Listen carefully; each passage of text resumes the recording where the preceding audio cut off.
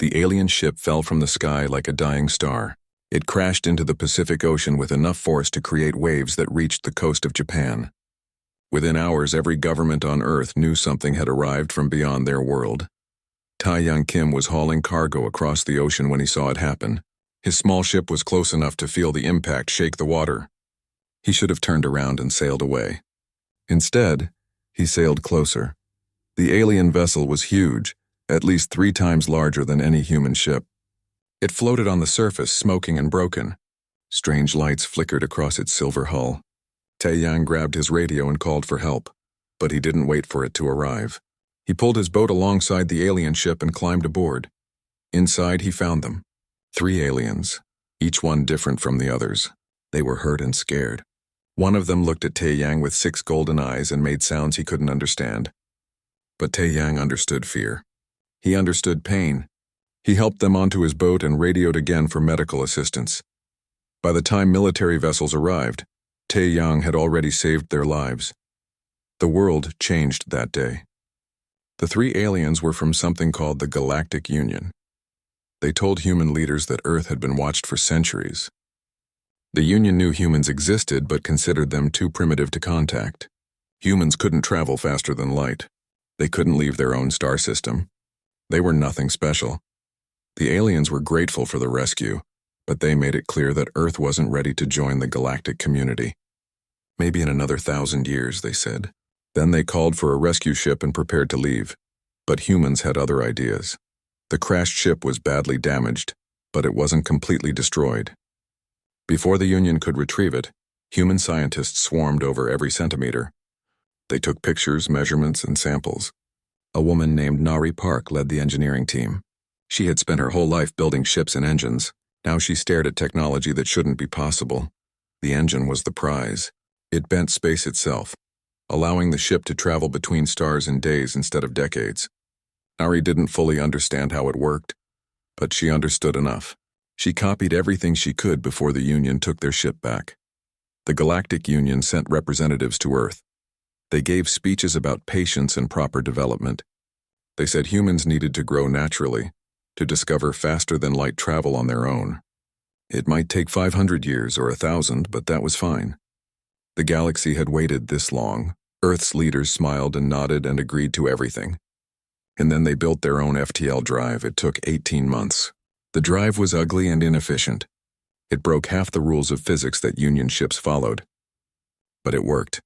Nari Park stood in the engine room of humanity's first FTL ship and felt the universe stretch around her. They called the ship the Long Shot, because that's exactly what it was. Tae-Young Kim volunteered to pilot it. After all, he'd been the first human to meet aliens. Why not be the first to visit them? The Union had a trade station orbiting a red dwarf star, 3 light years from Earth. It took the Long Shot 48 hours to reach it. A Union ship would have made the trip in 6 hours, but 48 hours was a miracle to humans. When Tae-Young docked at the station, alarms went off everywhere. Union security surrounded his ship with weapons drawn. They couldn't believe what they were seeing. The primitive humans had built a faster-than-light ship? Impossible. It had to be stolen technology. Tae-Young opened the airlock and stepped out with his hands raised. He smiled at the armed guards and said in broken Union common, "I come to trade." The station master, a towering Vathir with purple skin and 4 arms, stared at him. "You should not be here." "But I am," Tae-Young said. "So let's do business." They didn't know what to do with him. Union law said pre-FTL species couldn't join the galactic community. But what about a species that built FTL themselves? The law didn't cover that. While the bureaucrats argued, Tae-Young explored the station. He met traders from dozens of species. He learned their languages, their customs, their needs. He discovered that the Union had trade routes that hadn't changed in centuries. They did things the same way because that's how they'd always been done. Tae-Young saw opportunities everywhere. A merchant named Haewon Choi joined him on his second trip. She was a xenobiologist who'd spent years studying the rescued aliens. She knew more about Union species than most Union citizens knew about each other. Together they started making deals. Back on Earth, Nari Park wasn't idle. Every time Tae-Young returned with new technology or information, she adapted it. She took engine designs from 3 different species and combined them in ways that made Union engineers gasp. She built weapons from salvaged parts and techniques humans had developed in their own wars. Earth's fleet grew quickly. Within a year, 10 human ships were traveling Union space. Within 2 years, there were 50. Humans opened trade agreements with frontier worlds the Union had forgotten about. They transported cargo too small or too dangerous for Union companies to bother with. They went places and did things that proper Union citizens wouldn't dare. The Galactic Union Council finally convened to discuss the human problem. Earth was supposed to be primitive. They were supposed to stay on their backwater world for another millennium at least. Instead, they were spreading across Union space like wildfire. The Vathir High Arbiter spoke before the council. "These humans are chaos," she declared. "They don't follow proper procedures. They don't respect established hierarchies. They learn too fast and adapt too quickly. They must be controlled," the council agreed. They passed economic sanctions against Earth. Human ships were banned from major trade routes. Their goods were heavily taxed. Union citizens were discouraged from doing business with them. Wu Jin Li had been watching these developments carefully. The former Special Forces commander now advised Earth's government on military matters. When the sanctions came down, he smiled. He'd expected this. "Let them close their markets," he told Earth's leaders. "The Union has enemies. Let's talk to them instead." And that's exactly what humans did. They found the species the Union had quarantined or ignored. They traded with pirates and frontier colonies. They made friends in low places. The Union sanctions didn't stop humanity. They just forced humans to be more creative. Within 6 months, 12 fringe star systems had human settlements, small communities that mixed human determination with alien knowledge. These weren't official colonies. They were just humans doing what humans did best, surviving and thriving wherever they landed. The Union Council convened again. This time their message was clear. The humans were becoming a real problem, and problems needed solutions. But the galaxy was about to discover that humans were very good at solving problems too, especially when the problems involve survival. The massive council chamber floated in the darkness of space, a gleaming station that had witnessed 1,000 years of galactic decisions.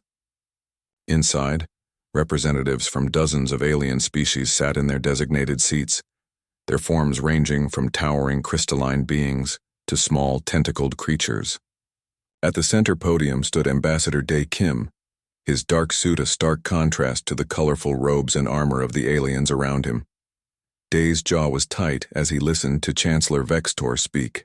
The reptilian leader's scales gleamed under the chamber lights, his forked tongue flickering between words. His voice echoed through the translation system that made his hissing speech understandable to all. "The human expansion must stop," Vextor declared, his clawed hand striking the podium. "Your species has terraformed 12 worlds in the Outer Rim without proper authorization. You build colonies faster than any species in Council history. This aggression cannot continue." Behind Dae, Dr. Hannah Park stood quietly, her tablet displaying data she had spent months compiling. She caught Dae's eye and gave a small nod. It was time. Aggression? Dae's voice cut through the murmurs of the assembled delegates. "We followed every protocol. We filed every form. We terraformed dead worlds that no one wanted, worlds that your species ignored for centuries." Ambassador Liren, a bird-like creature with brilliant blue feathers, spoke next. Her voice was melodic but cold. "The issue is not what worlds you took, Ambassador Kim. The issue is your species' nature. Humans are too quick to advance, too eager to spread. You threaten the balance we have maintained for millennia." Dae felt anger rising in his chest, but he kept his voice steady. "Balance? Or control? Because from where I stand, it looks like you want to keep humanity in a cage." The chamber erupted in angry chirps, growls, and electronic pulses. Vextor slammed his gavel, demanding silence. "You will surrender administrative control of your Outer Rim colonies to Council oversight," the Chancellor announced. "Furthermore, Earth will submit all new technology developments for Council approval before implementation." "This is not a request. It is a requirement." Hannah stepped forward and whispered urgently to Dae. "Show them." Dae nodded and activated the holographic display. Images filled the air above the Council floor. Documents, classified files, research papers, all bearing the seal of the Galactic Council's Science Division. "These are human inventions," Dae said, his voice ringing clear. "Medical nanobots that saved millions of lives. Quantum processors that revolutionized computing. Fusion reactor designs that made energy abundant, all invented by humans. all marked as council property in your databases. The murmurs grew louder. Some delegates leaned forward studying the evidence. For 80 years, humanity has been a member of this council, Day continued. We contributed our best and brightest. We shared our discoveries, and you have been stealing our work, filing it under council patents and preventing us from reaping the benefits. Vextor's eyes narrowed. Careful, Ambassador. These accusations are dangerous. They're not accusations, Hana said, stepping beside Day. They're facts. We have transaction records showing council agents paying human scientists to hand over research before it could be published. We have communications proving the council deliberately delayed approval of human proposals, while other species were fast-tracked. You've been holding us back while pretending to help us. An insectoid delegate clicked its mandibles nervously.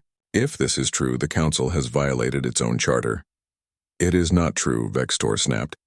This is human paranoia. They see conspiracy where there is only proper oversight. Day laughed, but there was no humor in it. Proper oversight? You want to control our colonies. You want to approve our technology. You want humanity to stay small and manageable. But we've outgrown your expectations, haven't we? That's what really bothers you.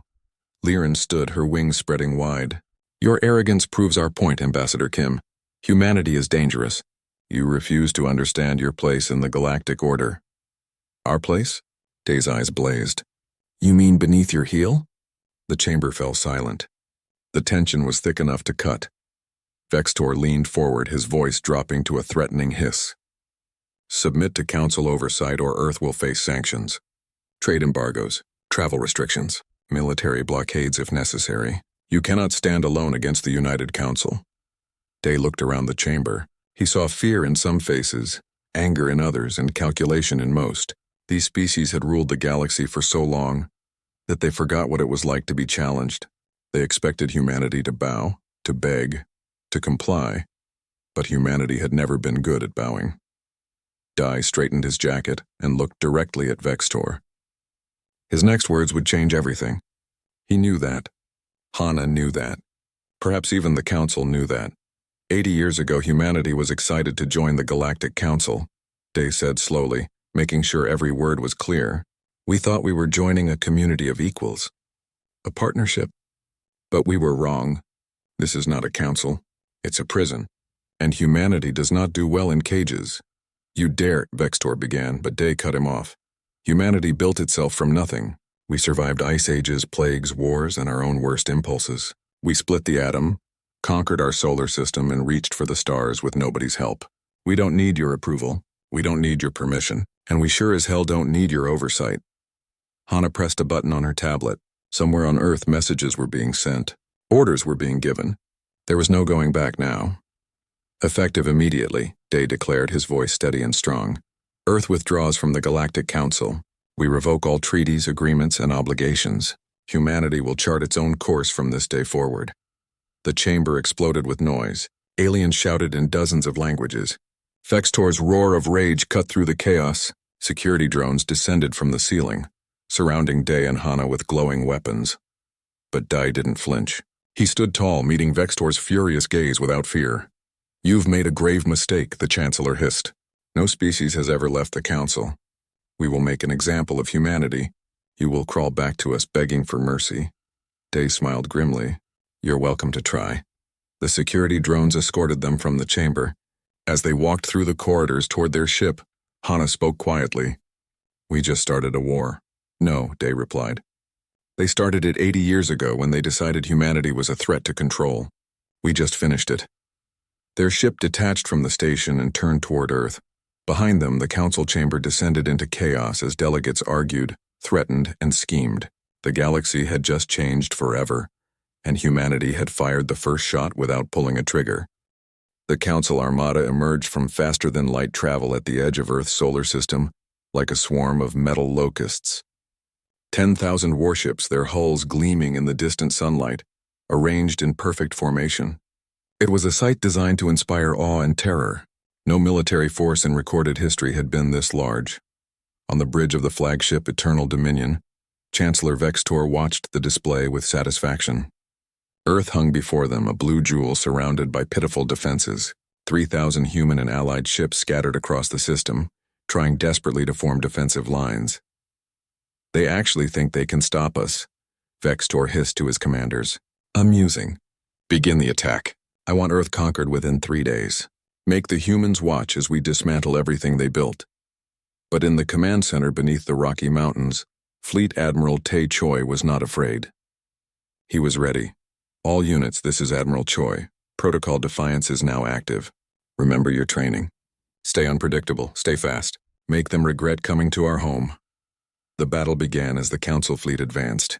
But immediately something felt wrong to the Council commanders. Human ships were not holding formation. They scattered in seemingly random directions, making targeting impossible. When Council ships tried to follow, human vessels would suddenly reverse course or jump short distances, appearing behind their pursuers. Dr. Hannah Park watched from Earth's orbital command station, now serving as head of the Human Innovation Corps. For 3 years, her teams had been developing weapons the Council had never imagined. Now it was time to deploy them. Release the nanite swarms, she ordered. From hidden platforms throughout the asteroid belt, clouds of microscopic machines launched into space. They were invisible to standard sensors, spreading through the battle space like fog. When they reached Council ships, they began eating through hull plating, scrambling electronics, clogging weapon systems. Council engineers had no idea what was attacking them. What is happening? Vextor roared as damage reports flooded in. Why are our systems failing? His tactical officer looked panicked. Unknown, Chancellor. Our ships are experiencing cascade failures across all systems. Shields are dropping. Weapons are misfiring. It's like something is eating them from the outside. Meanwhile, Lieutenant June Park led his fighter squadron into the heart of the Council formation. He was 26, born in space, and had logged more combat hours than pilots twice his age. His reflexes were sharper, his thinking faster, his creativity unlimited. Gold Squadron, follow my lead. We're going to thread the needle. His 12 fighters dove straight toward the largest concentration of enemy ships. Council point defense opened fire, filling space with explosive rounds. But June and his pilots twisted and turned, making impossible maneuvers that Council targeting computers could not predict. When they reached the center of the formation, they released their payloads, quantum torpedoes that phased through shields and exploded inside enemy hulls. 8 massive Council battleships exploded simultaneously. The Council fleet fell into chaos. Their perfect formation broke apart as ships tried to regroup, to adapt, to understand what was happening. But human tactics were specifically designed to prevent adaptation. Every action was random. Every attack came from an unexpected angle. Nothing followed standard military doctrine.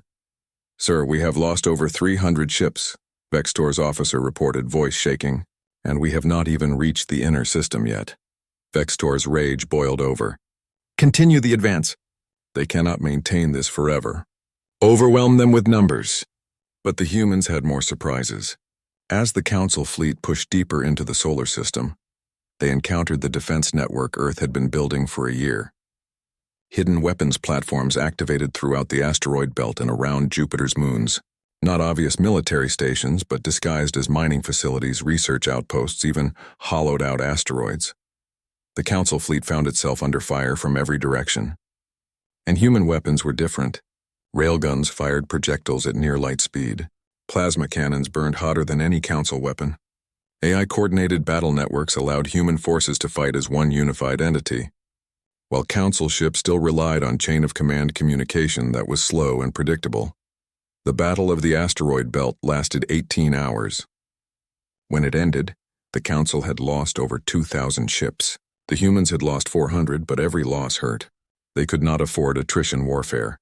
Then came the moment that changed everything.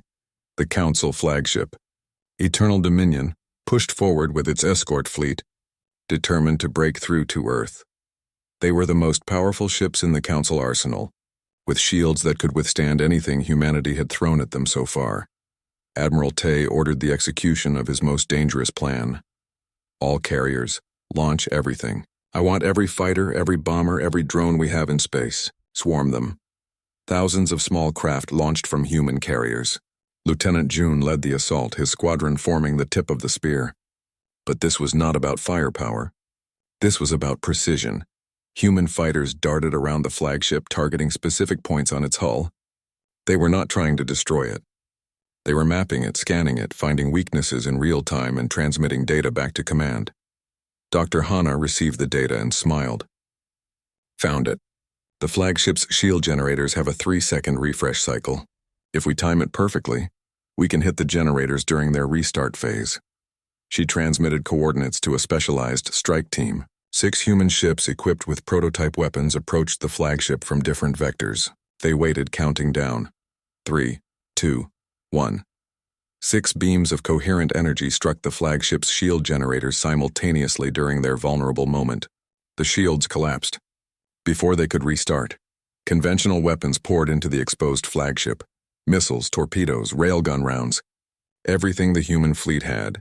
The Eternal Dominion did not explode. It died slowly, systems failing one after another, its hull rupturing in dozens of places. Chancellor Vextor had just enough time to realize his 1,000-year-old civilization was ending before the bridge lost atmosphere. The death of the flagship sent shockwaves through the Council fleet. Ships began to retreat, formations collapsed, some vessels surrendered. Others tried to flee but were hunted down by human ships that were faster and more maneuverable. But the war was not over. The Council still had thousands of ships and 2 other founding species leading them. When they realized they could not win through conventional warfare, they made a terrible decision. Council ships began targeting civilian populations on allied worlds. Orbital bombardments, nuclear weapons, biological attacks. If they could not defeat humanity militarily, they would break allied resolve through terror. President Narration watched the reports come in. Colony worlds burning, millions dead, her allies begging for help. This was the Council's final gambit, force humanity to choose between defending Earth or saving their allies. She made the choice immediately. Admiral Choi, we're taking the war to them. I want strike teams hitting Council homeworlds. If they want to target civilians, we'll show them what it's like to have war on their doorstep. General Jin Kang led the first assault on a Corthalian colony world, but when his Marines landed, they did not find a world preparing for war. They found slaves, millions of beings forced to work in factories, mines, farms. The Corthalians had built their empire on slavery, hiding it from the rest of the galaxy for centuries. Jin's orders were to capture strategic targets. Instead, he freed the slaves. This is General Kang to all human forces. Our mission has changed.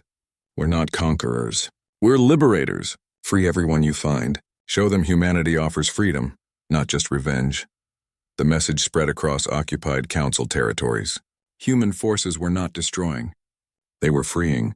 Everywhere human soldiers went, they broke chains and offered choice. The response was explosive. Slave populations rose in rebellion. Workers sabotaged factories. Soldiers turned on their masters. The Council's infrastructure collapsed from within as billions of oppressed beings finally saw hope. Captain Yuna Han led the liberation of a Selenite prison world, freeing species that had been locked away for generations because they refused to submit to Council rule. When news of the liberation reached other worlds, entire populations began demanding freedom. The Council's empire was not just losing a war, it was experiencing a full-scale revolution, and humanity was at the center of it. Not as conquerors, but as the spark that ignited the flame of liberty. 3 years after Earth severed ties with the Galactic Council, the war reached its final battle. The Council's last major fleet made a desperate stand at their capital world, but they were not fighting just humans anymore. They were fighting every species they had oppressed, enslaved, or threatened. The battle lasted a week. When it ended, the Galactic Council was finished. Their ships were destroyed or captured. Their leaders were dead or in custody. Their empire was shattered beyond repair, and humanity stood at the center of a galaxy finally free from tyranny. The orbital station above Viridian Prime looked the same as it had 3 years ago, but everything else had changed. Ambassador Dae Kim walked through the same corridors where he had once declared Earth's withdrawal from the Galactic Council. Now he returned, not as a representative of a rebellious species, but as a negotiator of peace. The council chamber was filled with delegates again, but these were different faces. Representatives of newly freed species, leaders of worlds that had been enslaved, survivors of genocide. They gathered not to enforce old laws, but to build new ones. Captain Mira Song stood guard at the entrance, her military uniform a reminder that peace had been bought with blood. She was 32 now, a hero of the Battle of the Core Worlds, the final confrontation that had shattered the Council's remaining forces. Her left arm was cybernetic, lost in the fighting, but she wore it with pride. Every scar told a story of survival. Inside the chamber, President Narration addressed the assembled delegates. She looked older now, the years of war having left their mark, but her voice remained strong. 3 years ago, humanity left the Galactic Council because we refused to submit to tyranny, she began. We did not seek war. We did not want to tear the galaxy apart. But when faced with a choice between freedom and submission, we chose freedom. And we paid the price. She paused, letting the weight of those words settle. Trillions had died in the war. Dozens of worlds had been destroyed. Entire species had been pushed to the brink of extinction. The cost of freedom had been almost too high to bear. But today we stand here not as conquerors, but as equals. The old council is gone. Its crimes have been exposed. Its leaders are facing justice. Now we must decide what comes next. The trial of the council leaders had been watched by billions across the galaxy. Chancellor Vextor and his surviving commanders faced charges of genocide, slavery, and crimes against sapient rights. The evidence was overwhelming. Files, testimonies, mass graves on 47 worlds. There could be no mercy for such crimes. Vextor had shown no remorse. Even facing execution, he hissed defiance. You think you have won? Order will return. Chaos cannot last. You will beg for the council to return. But he was wrong. The galaxy did not want the council back. They wanted something better. Ambassador Day stood before the assembly, the same place he had made his famous declaration. We propose the formation of a new governing body. Not a council that rules from above, but a federation of equals. Every species, regardless of size or power, gets one vote. No species can veto the will of the majority. No species can impose laws on others without consent. Murmurs filled the chamber. It was a radical idea. In galactic history, power had always flowed from the strong to the weak. The idea of true equality seemed impossible. An elderly delegate from a species that had been enslaved for 3 centuries spoke up, her voice shaking. How do we know this will be different? How do we know Earth will not become the new council, ruling us with a gentler hand but still ruling? It was a fair question. Humanity had the most powerful military in the galaxy now. They could easily enforce their will. Many species expected them to do exactly that, President Nari answered carefully. Because we remember what it was like to be controlled. We remember the anger of being told we were too dangerous, too aggressive, too ambitious. We will not do to others what was done to us. She gestured to the data displays around the chamber. Here is Earth's proposal. We will reduce our military to defensive forces only. We will share all our technology freely with any species that wants it. We will transfer command of the Joint Defense Fleet to a multi-species council, elected by member worlds. And most importantly, we will subject ourselves to the same laws as everyone else. Earth will have one vote, the same as every other species. The chamber erupted in shocked conversation. Species that had expected humanity to claim supremacy were stunned. This was not how galactic power worked. The strong dominated. That was the natural order. But humanity was offering something different. Dr. Hannah Park stood to address the scientific community. For 3 years we developed weapons of war. Now it's time to build tools for peace. I propose the creation of the Galactic Institute of Science open to all species. No secrets. No restricted research. No patents or proprietary technology. Knowledge should be free. The implications were staggering. Species that had been technologically backward for centuries would have access to cutting-edge human innovations. Medical technology that could save billions. Energy systems that could power civilizations. Agricultural advances that could end hunger. Some delegates worried. What if someone uses this knowledge for harm? Hannah smiled sadly. They might. Freedom includes the freedom to make mistakes, even terrible ones. But we trust that most beings given the choice will choose to build rather than destroy. And if we're wrong, we'll face that challenge together. Over the next weeks, the new federation took shape. The Federation of Free Worlds, they called it. Not the most creative name, but it was honest. Every species that wanted to join was welcome, as long as they agreed to basic principles. No slavery, no genocide, respect for sapient rights, and peaceful resolution of disputes. 70 species joined immediately. More followed as they saw the benefits. Trade routes opened. Technology spread. Worlds that had been isolated for centuries suddenly had access to the entire galaxy. But not everyone was happy. The three founding council species, the Vraxians, Corthalians, and Selenites, were broken. Their empires collapsed. Their people scattered. Some sought revenge.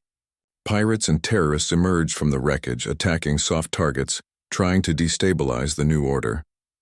Captain Mira Song led the Joint Defense Fleet in hunting these threats down. But she did so carefully, always offering surrender, always preferring capture to killing. She had seen enough death to last several lifetimes. "We're not trying to win a war anymore," she told her crew. "We're trying to win a peace. That means showing mercy even to those who showed us none."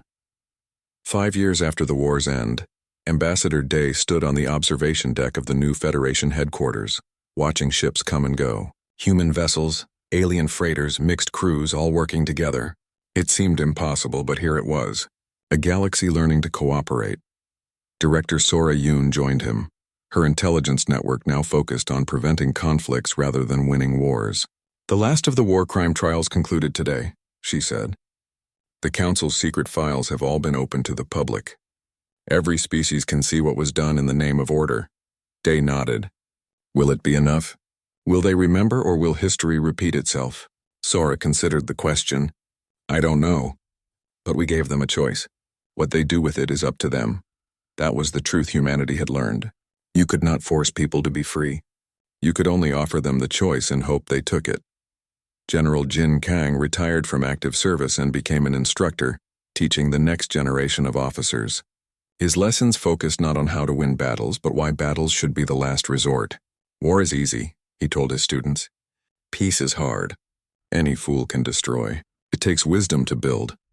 Lieutenant June Park, now a commander, led exploration missions into uncharted space.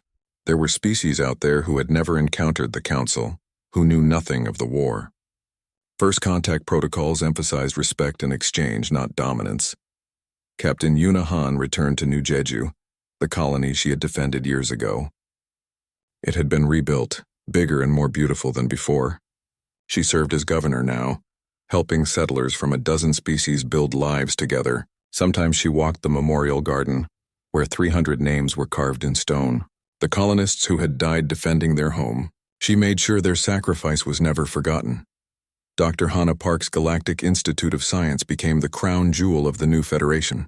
Scientists from hundreds of species worked side by side, solving problems that had plagued civilizations for millennia. Diseases were cured. Energy crises were resolved.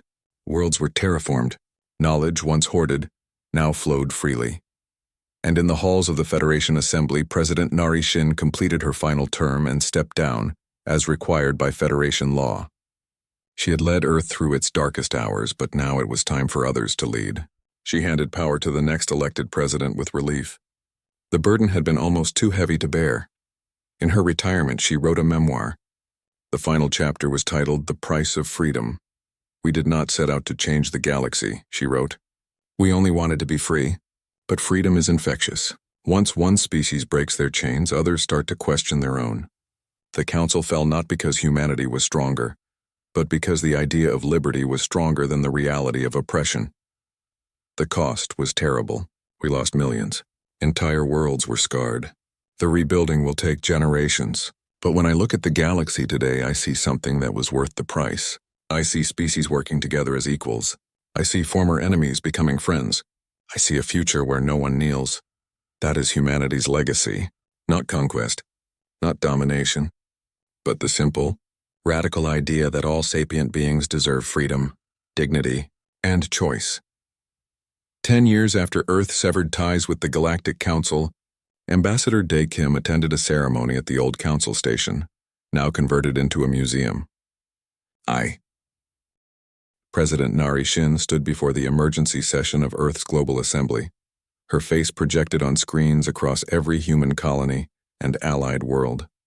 She was the first president elected during wartime in over a century, and the weight of that responsibility showed in the lines around her eyes, but her voice remained strong and clear. "1 year ago, we severed ties with the Galactic Council," she began. "They called us dangerous, aggressive, a threat to their precious order. Today they prove who the real threat is." The holographic display behind her showed the Council blockade. Hundreds of ships surrounded human and allied territories, preventing any ships from entering or leaving. Food shipments were being stopped. Medical supplies were confiscated. Families were separated. The blockade was not an act of war, but it was close enough. The Council believes we will submit if they squeeze hard enough, Nari continued. They believe we will beg for mercy if they make our people suffer. They are wrong. General Jin Kang watched the speech from his command ship, the Indomitable, currently en route to Colony 12. The colony had been under siege for 3 weeks, its orbital defenses holding against Council probes, but supplies running dangerously low. Jin was 60 years old, a grizzled veteran with more combat experience than any other officer in Earth's military. He had fought in the Mars Rebellion, the Belt Wars, and dozens of smaller conflicts. This would be his greatest challenge. General, we're approaching the blockade perimeter, his tactical officer reported. Jin studied the display. 20 Council ships formed a barrier around Colony 12. His fleet had 15 ships. Not great odds, but humanity had won with worse. All ships, this is General Kang, we go in fast and hard.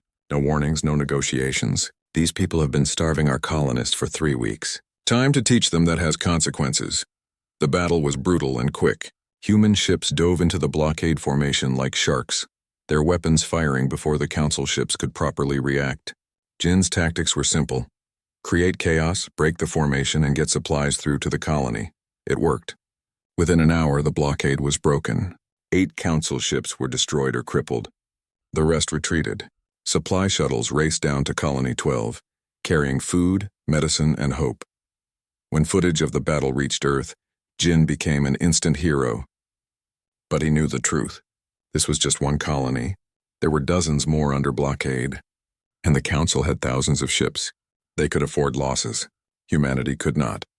On the other side of human space, Captain Yuna Han faced her own impossible situation. She was only 28, the youngest person to ever command a colony defense force, and she was about to earn that position through fire.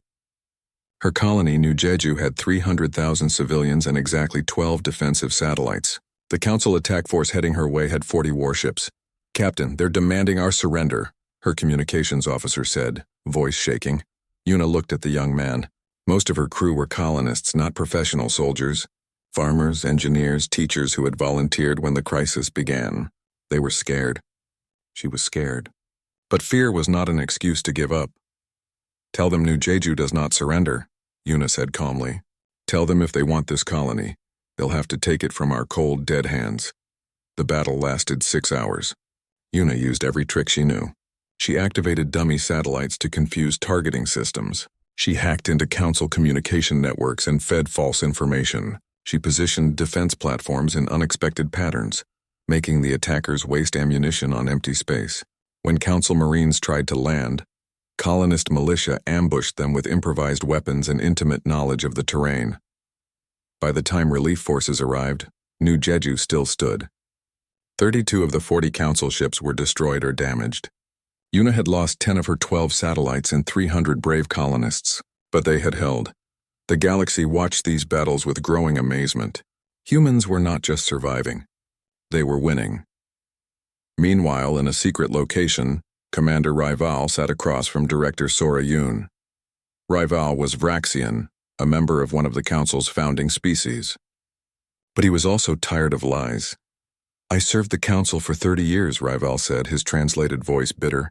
I believed we were keeping peace, maintaining order, but I was a fool. Sora listened carefully. Defectors were rare and dangerous. They could be spies. But her instinct said Rival was genuine. What changed your mind? She asked. I was ordered to bombard a civilian colony because they traded with humans, women and children, not soldiers. When I refused, they threatened to execute me for cowardice. That was when I realized the Council does not care about peace. They care about power. Rival reached into his uniform and pulled out a data chip. This contains classified Council files, military codes, strategic plans, and something else. Something you need to see. Sora took the chip and loaded it into her secure terminal. What she saw made her blood run cold. Files, thousands of them, documenting civilizations the Council had encountered over the last 2 millennia. Species that had shown too much promise, too much innovation, too much potential to challenge Council authority. And beside each file was a notation. Threat level critical. Status: terminated. The Council had not been protecting the galaxy. They had been culling it. Any species that might grow strong enough to rival them was destroyed. Their worlds burned, their people scattered. The Council called it maintaining balance, but it was genocide on a galactic scale. How many? Sora asked quietly. 47 species, Ryvel said. That we know of. There may be more. Sora forwarded the files directly to President Shin. Within an hour, they were broadcast across every news network in human and allied space. The galaxy's reaction was immediate and explosive. Riots erupted on Council worlds. Military units refused orders. Entire fleets defected overnight. Species that had been loyal to the Council for centuries turned against it. Rage and horror finally breaking through centuries of propaganda. The Free Alliance swelled. 40 species, 60, 80. The Council was hemorrhaging members faster than they could threaten them back into compliance. But the Council's founding species would not go quietly. Vextor, his authority crumbling, made a final declaration that was broadcast to all Council loyalists. These revelations are human lies and propaganda, he hissed, though his voice lacked conviction. We cannot allow chaos to consume the galaxy. All loyal species will join our fleet. We will crush the human rebellion and restore order. Any species that refuses will be considered enemies. This is our final warning. 3 species remained loyal: the Vraxians, Corthalians, and Selenites. But they were the 3 most powerful military species in the galaxy. Together, their combined fleets numbered over 10,000 warships, and they were all heading toward Earth's solar system. President Narration called an emergency meeting with all allied leaders. Faces filled the holographic display representing dozens of species and hundreds of worlds. They're coming, she said simply. The largest military force in galactic history. They want to make an example of us, to show everyone what happens when you defy them. An alien delegate spoke up, his voice trembling. Perhaps we should negotiate. Surely there is a way to avoid total war. Nari shook her head. You saw the files. The Council has destroyed 47 civilizations. They will not negotiate. They will not compromise. They will only accept complete submission or a complete destruction. Another delegate asked, what do we do? Nari's eyes blazed with determination. We fight. We show them that the age of Council tyranny is over. We show the galaxy that freedom is worth any price. She turned to Fleet Admiral Tae Choi. Admiral, prepare the defenses. Every ship, every soldier, every weapon we have. Earth is about to become the most important battlefield in galactic history. Tae saluted. Yes, Madam President. We'll make them pay for every inch of space. As the meeting ended, Nari remained alone in her office. She looked at a picture of her family, her husband, and 2 sons. They were in a bunker now, along with billions of other civilians preparing for the worst. She had not sought this war. But she would finish it. For humanity. For the allies who trusted them. For every species the Council had murdered in the name of order. The storm was coming, and Earth stood at its center.